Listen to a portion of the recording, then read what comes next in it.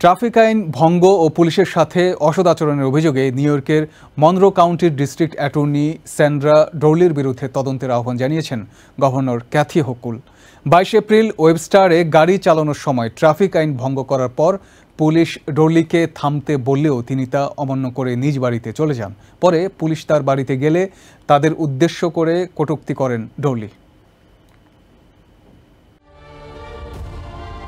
শুক্রবার Webster police ডিপার্টমেন্টের প্রকাশিত বডিক্যাম ভিডিও ফুটেজে দেখা যায় মনরো কাউন্টির ডিস্ট্রিক্ট অ্যাটর্নি স্যান্ড্রা ডোরলি পুলিশের সাথে বাকবিতণ্ডায় জড়িয়ে পড়েছেন।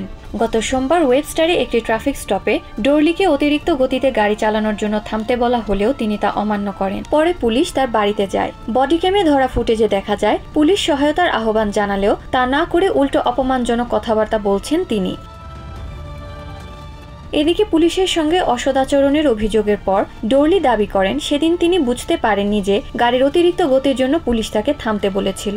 26 মিনিটের বডিক্যাম ফুটেজে দেখা যায় ডোরলি এক পুলিশ কর্মকর্তাকে উদ্দেশ্য করে গালিগালাজ করছেন। তিনি বারবার ডিস্ট্রিক্ট অ্যাটর্নি হিসেবে নিজের ক্ষমতা জাহিরের চেষ্টা করছিলেন। এদিকে পরবর্তী সময়ে মিউনিসিপ্যাল কোর্টে নিজের দোষ স্বীকার করেছেন ডোরলি। সোমবার ক্ষমা চেয়ে একটি ভিডিও প্রকাশ করেন তিনি বলেন এই তদন্তে তিনি পূর্ণ সহযোগিতা করবেন। তার আচরণের জন্য তিনি দুঃখ প্রকাশ করেন। এদিকে এই ঘটনার পর ডোরলির পদত্যাগ দাবি করে স্টেট অ্যাটর্নি জেনারেলের প্রতি ঘটনার সুষ্ঠু তদন্তের আহ্বান জানিয়েছেন রচেস্টারের জনপ্রতিনিধিরা। গভর্নর ক্যাথি হোকুলও বিষয়টি তদন্তের জন্য কমিশন ফর প্রসিকিউটরাল কন্ডাক্টের কাছে অনুরোধ জানিয়েছেন। সেনেটর জেরেমি কুনির মতে ডোরলির আচরণ গ্রহণযোগ্য নয়, অন্যান্যদের মতোই তার বিচার হওয়া উচিত। Adeline Shreya, TVN 24 news desk.